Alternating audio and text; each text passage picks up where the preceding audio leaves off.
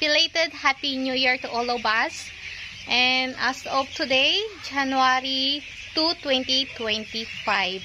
So, update po tayo kakabsat dito sa alaga nating itik na nilabas ng December 10, 2024 at ngayon po ay January 2, 2025 na po. So, ito na po ang ating mga alagang itik. As of now, ay tumutubo na po ang kanilang balahibo sa palikpik.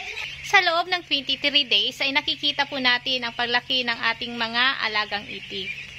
At mula po nung nilabas natin na pinaligo ay continuous na po natin yung ginagawa everyday.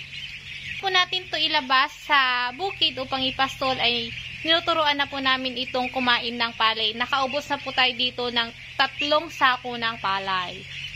Para alam na po nila ang mamulot ng palay sa bukid at magiging organic na po ang pagkain ng ating mga alaga.